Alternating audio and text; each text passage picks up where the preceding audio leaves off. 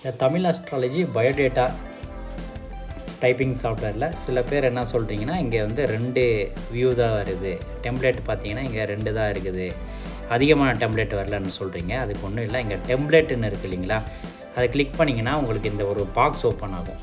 இந்த பாக்ஸில் வந்து எல்லாத்தையும் டிக் மார்க் அடிச்சிருங்க. எல்லாத்தையும் டிக் மார்க் அடிச்சுட்டு இங்கே வந்து டவுன்லோடு இருக்குது, பதிவிறக்கம் டவுன்லோடு. அதை கிளிக் பண்ணிங்கனாக்க உங்களுக்கு வந்து டவுன்லோட் ஆகிடும். டவுன்லோட் ஆகினது பின்னாடி நீங்கள் ஒரு டைம் க்ளோஸ் பண்ணி ஓப்பன் பண்ணுங்கள். இப்போ வந்து நான் க்ளோஸ் பண்ணிக்கிறேன். க்ளோஸ் பண்ணிட்டேன். அகெயின் வந்து நம்ம சாஃப்ட்வேர் வந்து ஓப்பன் பண்ணுறேன்.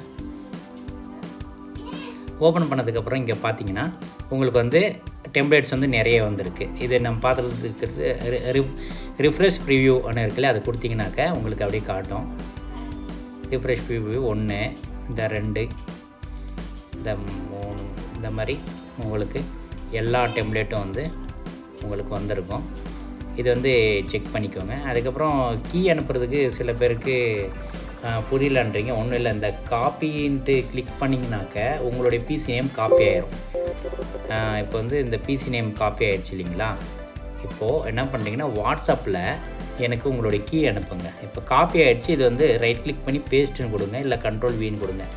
பேஸ்ட் ஆகிடுச்சா. இப்போது வந்த பின்னாடி உங்களுக்கு ஒரு கீ அனுப்புவேன். அந்த கீயை வந்து நீங்கள் வந்து எங்கே எப்படி போட்டுதுன்னா, நீங்கள் டேட் ஏதாச்சும் வந்து நீங்கள் சேஞ்ச் பண்ணி பாருங்கள்.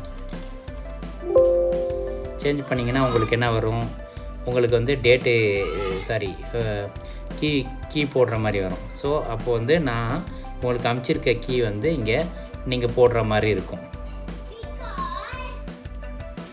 இந்த கீ வந்து இந்த மாதிரி இருக்கும் இல்லையா, அந்த கீ காப்பி பண்ணிவிட்டு நீங்கள் இங்கே பேஸ்ட் கொடுத்து ஓகே கொடுத்தீங்கன்னாக்க உங்களுக்கு ஆக்டிவேட் ஆகிடும்.